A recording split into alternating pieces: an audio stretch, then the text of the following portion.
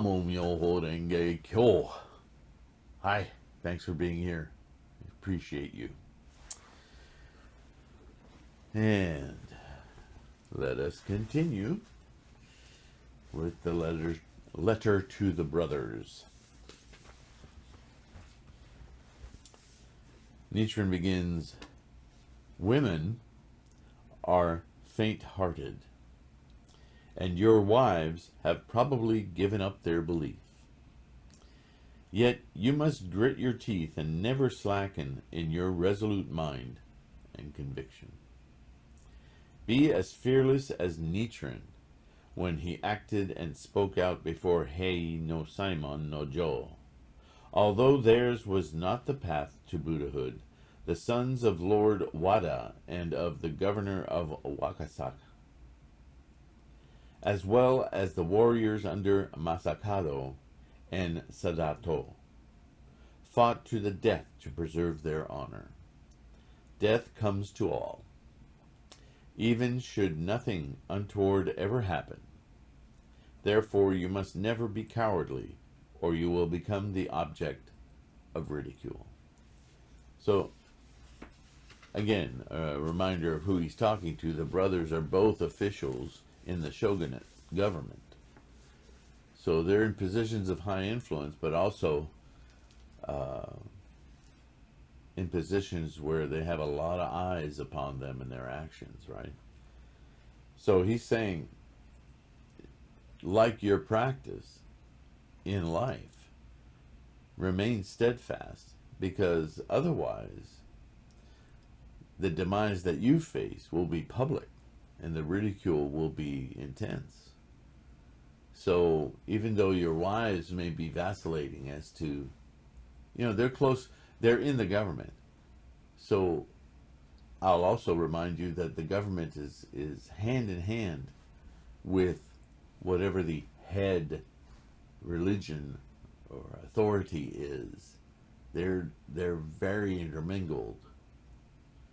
So for the brothers to be signed on as devotees and disciples of Nichiren, who is the reformer and the one muddying up the works, as it were, for the religions in power at the time, these two brothers have put themselves, or are in a place of great controversy.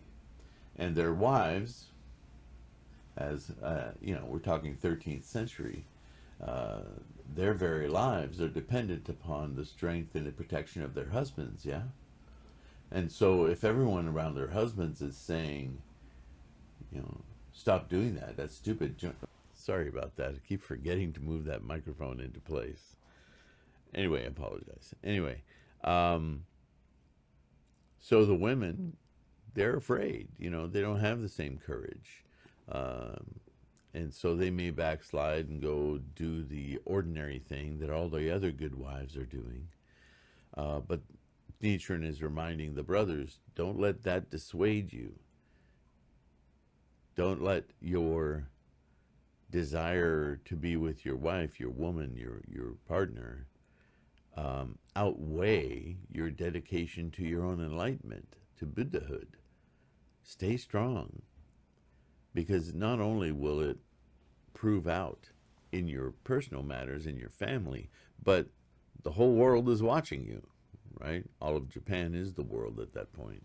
To them, I mean, I'm not saying they're not aware of other countries. They're being invaded by Mongols, right? All right. He continues, I am deeply concerned about you both. Therefore, I will relate a story that is important for you. Two princes named Po-yi and Shu-chi were the sons of the ruler of Kuchu in China. Their father had willed his title to the younger brother Shu-chi, yet after he passed away, Shu-chi refused to ascend the throne. He being the father passed away. This is bad grammar. Translators, take note. Po-yi urged Shu-chi to assume the title, but Shu-chi insisted that Po-yi, the elder brother, should do so instead. Po-yi persisted, asking how the younger brother could contradict their father's will. Shu-chi agreed that their father's will clearly named him, yet he still refused the throne, claiming that he could not bear to push his elder brother aside. Right? This is a known tradition at the time, is that the eldest son, still to this day, I don't know, maybe my nasal congestion is messing with my language center in my brain today. 'Tis that season. I hope it doesn't bother you too much, but I couldn't go without reading a go-show today. Both brothers, he continues, then abandoned their parents' estate and traveled to another, where they entered the service of King Wen of Chao. Shortly thereafter, the state was attacked. King Wen was killed by King Chao of the Yin dynasty. Less than 100 days after King Wen's death, his son, King Wu, was prepared to do battle with King Chao, but Po-yi and Shu-chi, holding fast to the reins of his horse, strove to dissuade him, saying, quote, "You should be in mourning for 3 years after your father's death." Again, tradition. "If you start a war now, can this conduct be called filial?" King Wu grew furious at this and was about to kill them both, but Dai Guanghuang, the king's counselor, restrained him. The two were so loath to have anything more to do with this king that they went off to seclude themselves in Mount Shuyang, where they lived solely on ferns. One day, a person named Matsu passed by and asked, quote, "Why have you hidden yourselves in a place like this?" End quote. They told Matsu the whole story, and he replied, quote, "If that is so, don't these ferns also belong to the king?" Thus reproached, they immediately stopped eating the plants. It is not the way of heaven to forsake worthy men. Therefore, a god appeared to them as a white deer and provided them with milk. After the deer had gone, Shu-chi said, quote, "Since the white deer's milk is so sweet to drink, its meat must taste even better." Po-yi tried to silence him, but heaven had already heard his words, and the brothers were abandoned at once. Thus they eventually starved to death. Even though one acts virtuously throughout one's life, a single word can ruin one. Not knowing what thoughts you have in your hearts, I worry about you a great deal. Whew. That's a pretty heavy story. How many times have you committed yourself to doing what's right, doing the right thing, but then in a silly moment of distraction, you say something out loud and you hear yourself say it and you go, "Wow, that was really not necessary." I wish I could take it back, but I can't now. That kind of slip, mental slip, we say slip of the tongue, but the tongue is attached to the brain, yes? And if you remember those moments, if you can, I'm not asking you to, but if those moments arise and you think about them, think about this.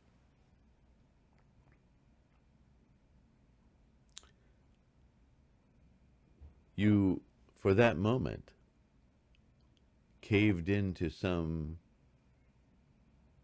ancient desire you have in your mind, and you just let it express itself. Those are the most regretful moments in our lives, aren't they? And yet we don't entirely begrudge them because they are profound desires.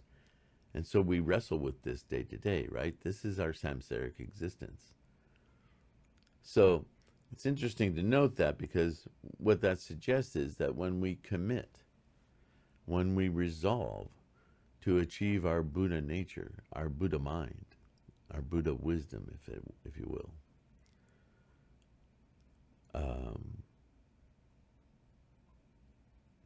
There's a side of that trajectory that is going to drag our samsaric, karmic lizard brain kicking and screaming into enlightenment, and occasionally, boop, these really negative thoughts, negative influences in our mind will just pop up unexpectedly.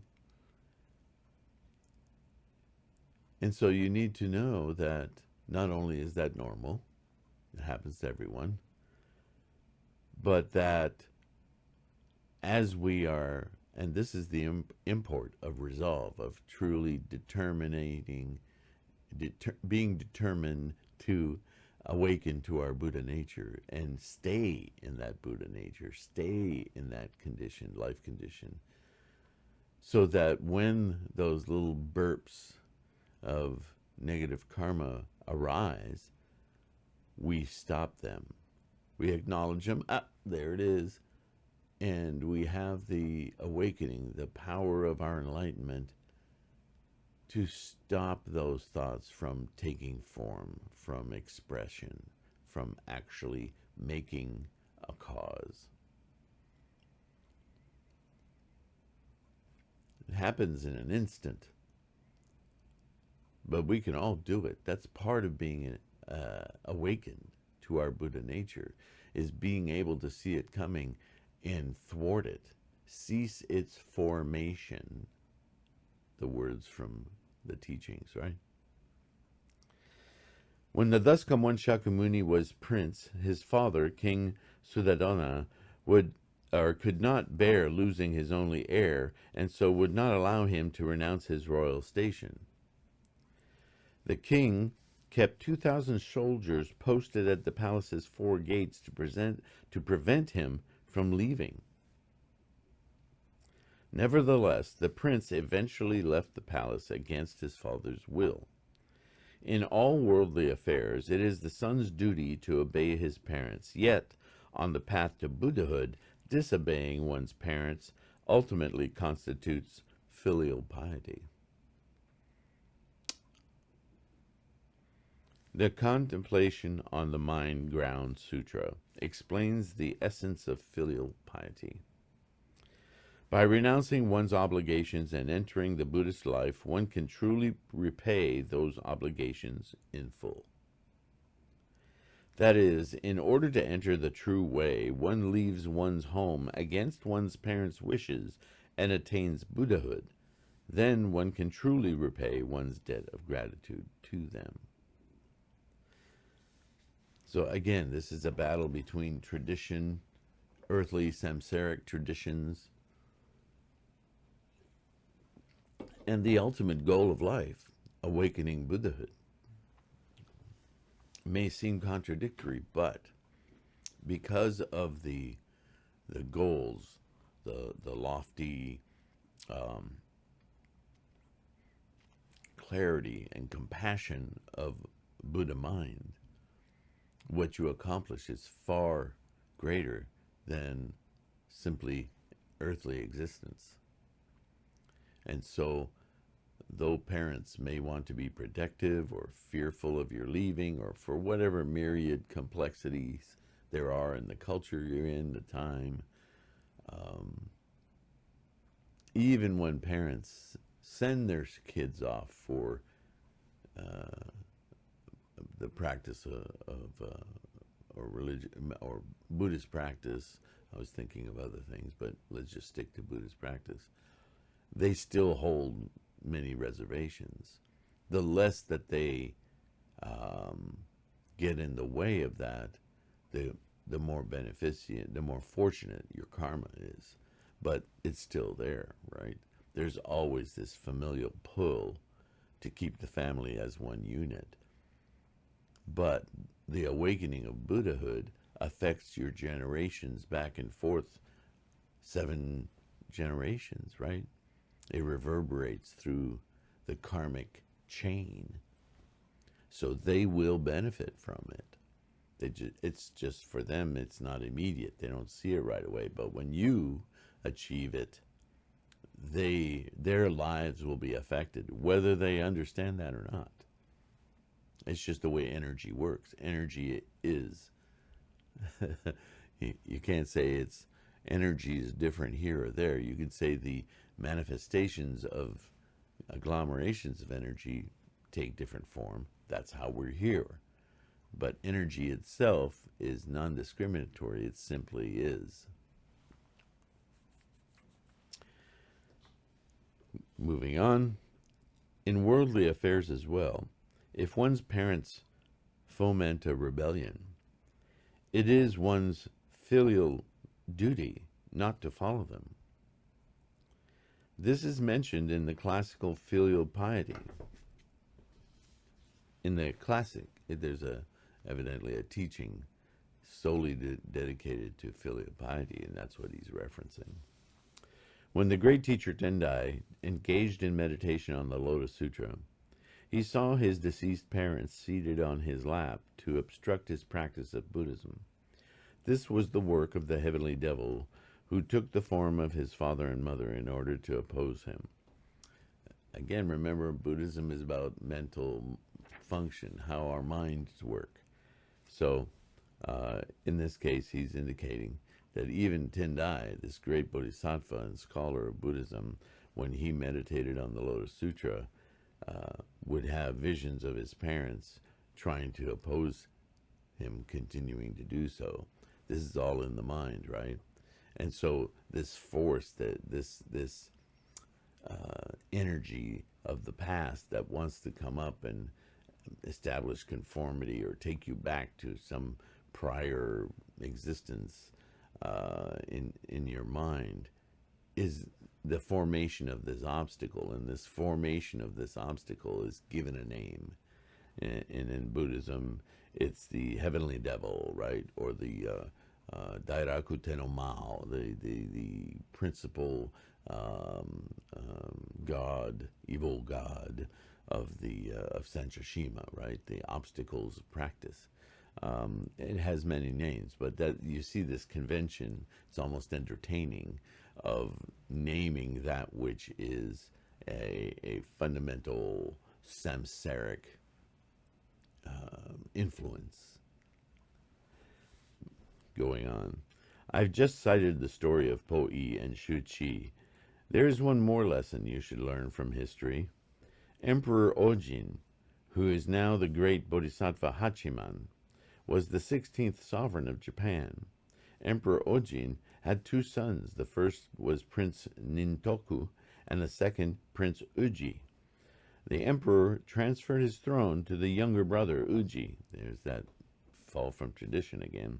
After their father passed away, Uji asked his elder brother to take the throne, but the elder brother reproached him, saying, quote, "How can you refuse to comply with your father's will?" With our father's will. They argued back and forth, and for 3 full years no one claimed a throne.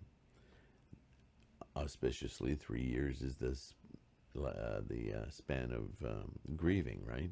We saw that earlier. As a result, the people suffered indescribable grief. It was like a curse on the nation, and Prince Uji finally thought, as long as I'm alive, my brother will not assume the throne. So he committed suicide.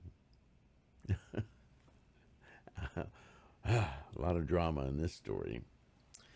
At this, Prince Nintoku was racked with sorrow and fell into despair. Seeing this, Prince Uji came back to life in order to give words of encouragement to his brother. Then he passed away again. It is recorded that when Nintoku at last ascended the throne, the nation became peaceful and received 80 boatloads of tribute yearly from the 3 Korean kingdoms of Silla, Pakche, and Kokuryo. I'm telling you, that speech center. So these are interesting stories about filial piety, right?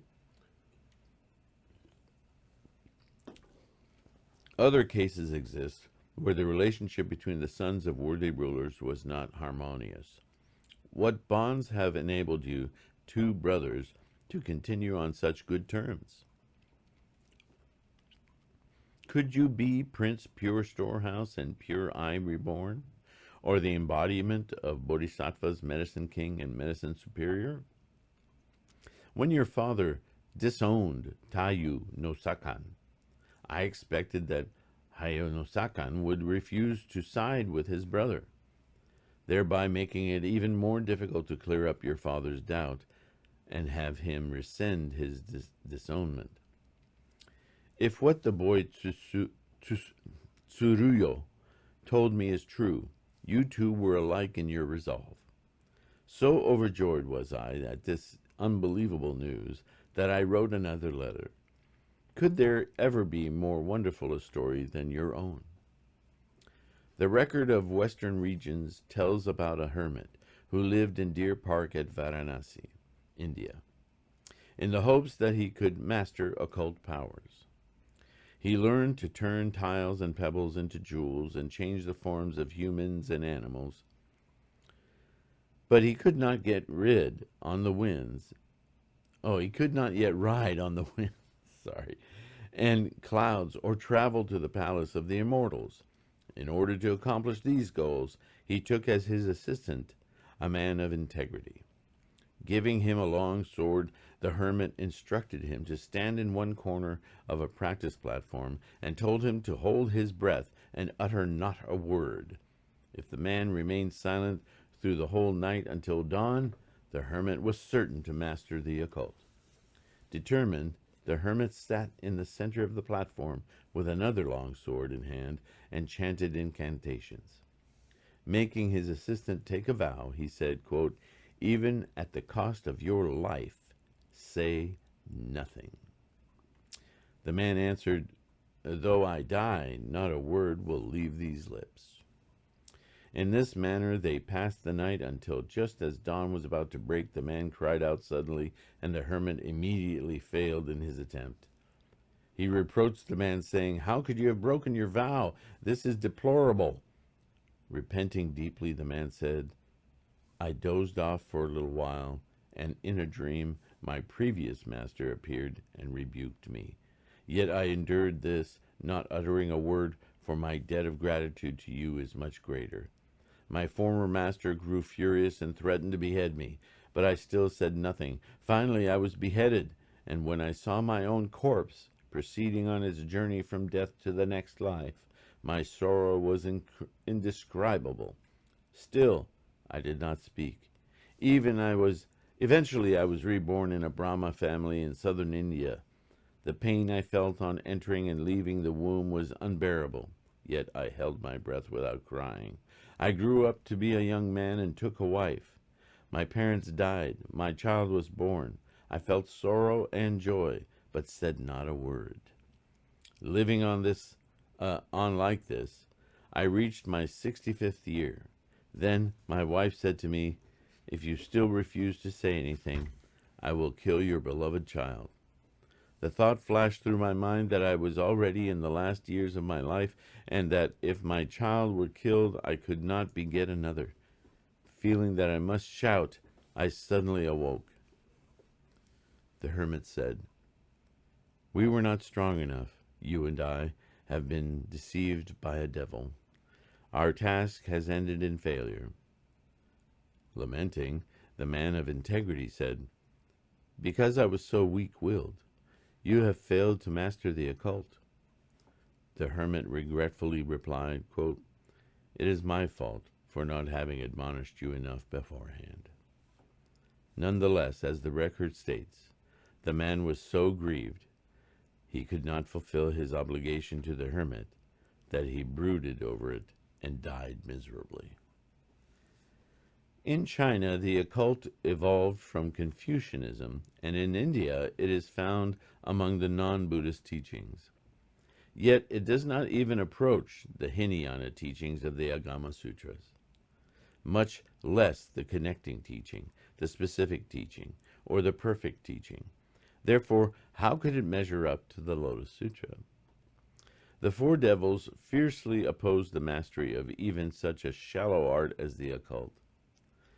How much greater, then, are the tribulations that will confront the disciples and lay supporters of the person who is the first to embrace and the first to propagate it in Japan, the 7 characters of Namu Myoho Renge Kyo,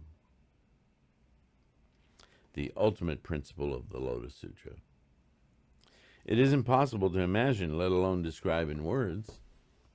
The great teacher Tendai's great concentration and insight is the essence of his lifetime teachings and the heart of the whole spectrum of the Buddhist sacred teachings. During the more than 500 years after Buddhism was introduced to China, 10 teachers appeared, 7 in the north, 3 in the south. Their wisdom was as brilliant as the sun and moon, and their virtue was extolled throughout the country. Yet they were confused as to which sutras were shallow or deep, inferior or superior, and as to the order in which they had been taught. It was the great teacher Tendai Chiche who not only clarified the Buddhist teachings, but also brought forth the wish-granting jewel of a single moment of life, comprising 3,000 realms from the repository of the 5 characters of Myoho Renge Kyo, and bestowed it on all the people in the 3 countries. This teaching originated in China. Not even the scholars of India could put forward such a concept. So the great teacher Chang'an commented, quote, there has never been anything to compare to the brightness and serenity of concentration and insight. And even the great scholars of India were not in a class with him. The doctrine, and again, you understand this is all said in the teachings after Shakyamuni's passing, right? In other words, they're not devaluating Shakyamuni's teachings by making these statements. What they're saying is that since the original Buddha Shakyamuni has passed in the years after, no scholar existed to expound the profundity of the Lotus Sutra. Not until, in fact, it had traveled well out of India and into China for hundreds of years did this teacher Tendai Chiche arrive and see clearly the proper order of the teachings and the value, the proper position amidst all of the teachings of the Lotus Sutra and Myoho Renge Kyo. So, he continues, the doctrine of the 3,000 realms in a single moment of life revealed in the 5th volume of Great Concentration and Insight is especially profound. If you propagate it, devils will arise without fail. Obstacles, in other words. If they did not, there would be no way of knowing that this is the correct teaching. It's interesting. It's an interesting truth of samsara, isn't it? We hear it throughout Western philosophies and more traditional talk. No pain, no gain. You can't appreciate or truly love until you've had lost love or failed at things, so on and so forth. We have it in all aspects of society. But here, fundamentally, it is used again to demonstrate the superiority of the Lotus Sutra. If you weren't going for great gains, if you weren't pushing your samsaric existence to its maximal potential, then you would have an easy life, albeit always suffering.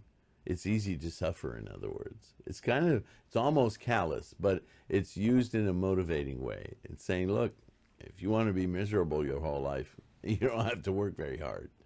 You don't even have to try. You'll just be miserable. But if you endeavor to get out of your misery, get out of your own way, and awaken your Buddha nature, expect that you'll have obstacles. Expect that you'll have doubts. Expect that you'll have all sorts of little mental attachments and demons trying to convince you to just sit down and be miserable. How appealing. So this kind of duality used as teaching, it's just it's always been with us.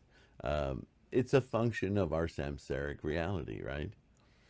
So interesting that Nichiren uses it in this way.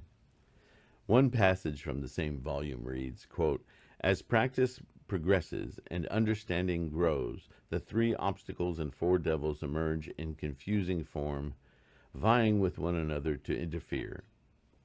Right? What I just said, in other words. One should be neither influenced nor frightened by them. Don't pay attention to those obstacles. They're just old attachments, ego, things that are keeping you from being released, happy, joyful. If one falls under their influence, one will be led into the paths of evil. Evil being negativity, right? Negative, not just negativity, but negative influence. Influence on what? Your life, your maximal potential, your Buddhahood. If one is frightened by them, one will be prevented from practicing the correct teaching. There it is, end quote. This statement not only applies to me, Nichiren, but also is a guide for my followers.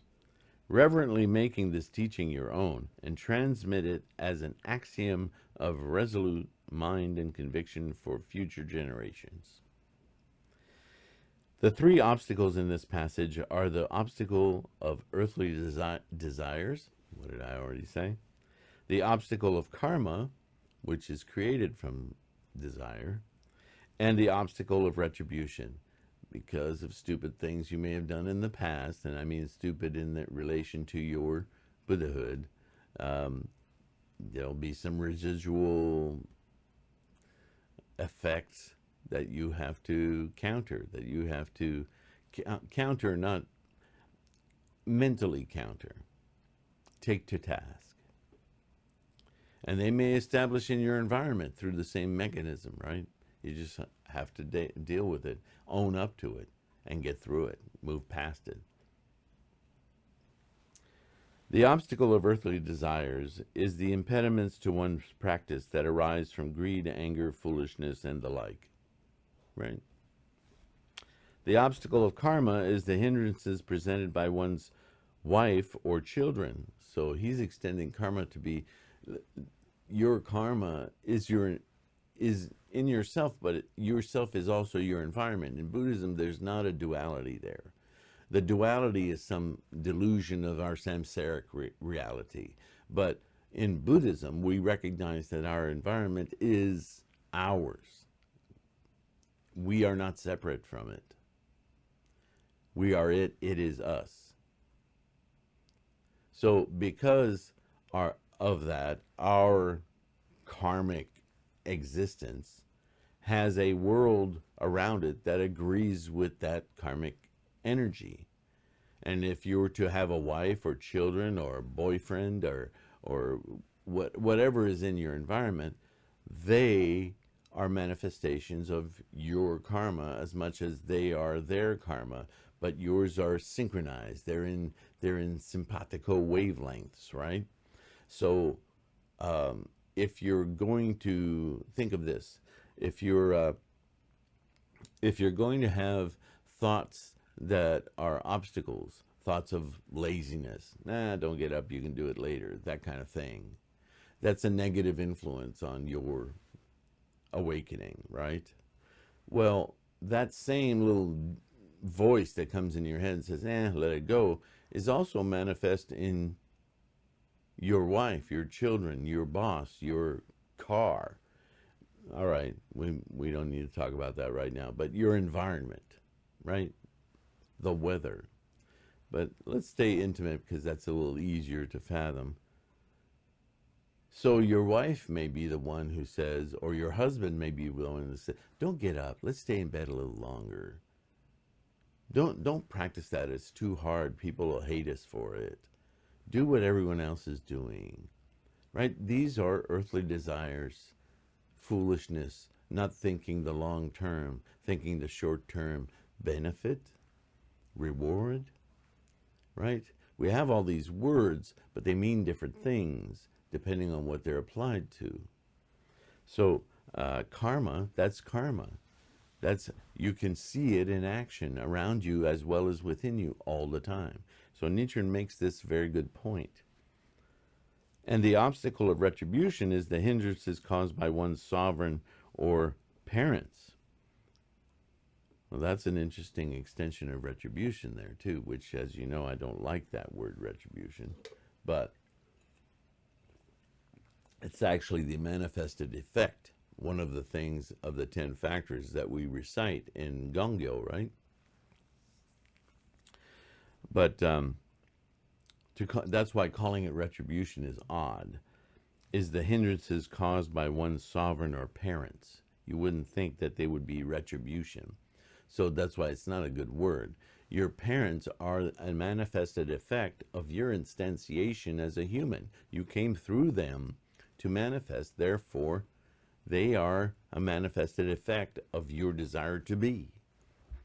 You see how beautifully circular that is? So it's not like your parents are payback. That's why I don't like retribution, implies that. It's a manifested effect of the cause of your instantiation. Oh, now it makes sense, right? I think I'm going to have to do another edit to this book.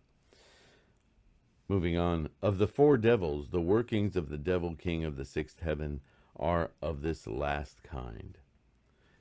In other words, that's where that obstacle in your life will, that theory of that devil represents, will come through that avenue of a manifested effect. So you can't disown it. You see, this is all the rumble and whirlpool of your energy. In Japan today, many people claim they have mastered the practice of concentration and insight, but is there anyone who actually encountered the 3 obstacles and 4 devils? So now he's flipping the argument on its head. They claim to have achieved all this, but did they ever have these obstacles that are sure to manifest if that's truly something you've achieved or are working to achieve? If they haven't run into the obstacles, then their claim is dubious, right? Interesting analysis.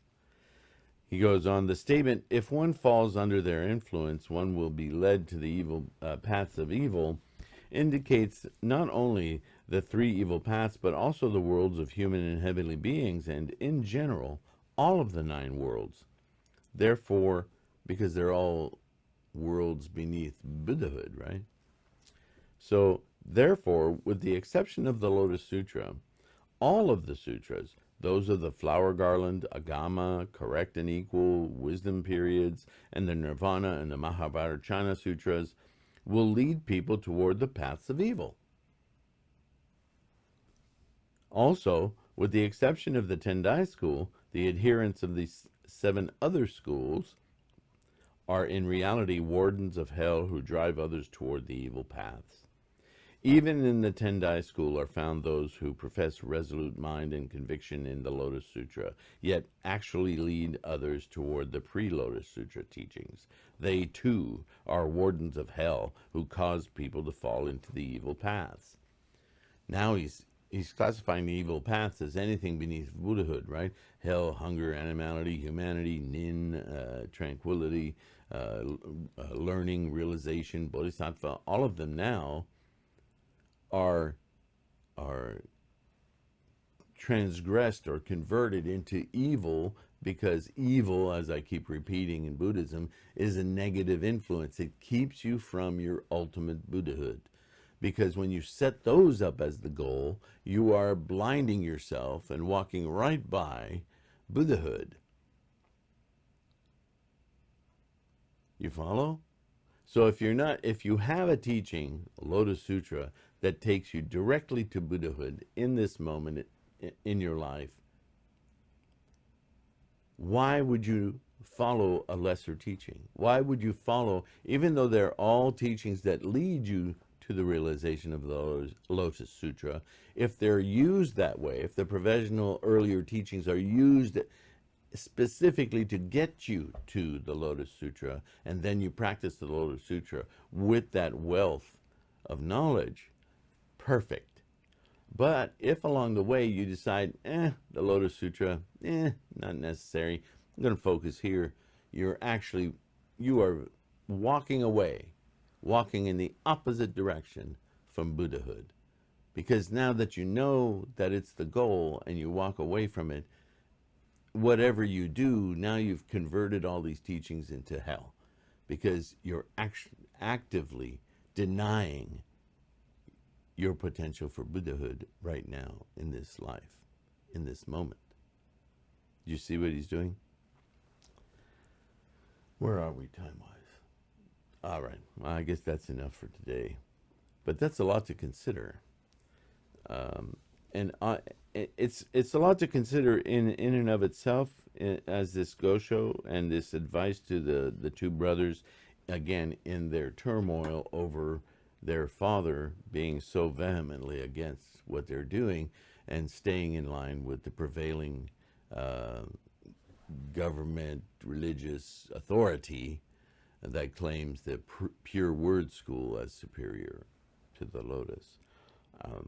Eventually that will change, but this is what the brothers are dealing with, and this is why Nichiren is talking to them about the nature of things, really, both with the teachings from tradition, the teachings from sutra, the teachings of a lot of filial responsibility here, because filial responsibility is what's at stake for them. They have heavy influences all around them, including their own father, telling them not to walk toward Myoho Renge-kyo. And as he just explained, Nichiren, this is the same as walking to hell. Like I said earlier, just accept your misery. Not good enough. So I hope there were some words in there that sparked some insights, or at least some compassion in you.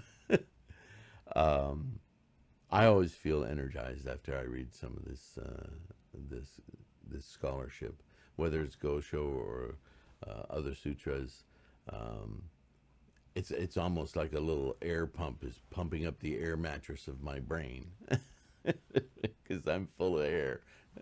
Anyway, to be human, what a divine experiment. I thank you all for listening. I'll let you go now. Have a wonderful day. Please take care of yourselves and those around you. Namu Myoho Renge Kyo. Bye-bye.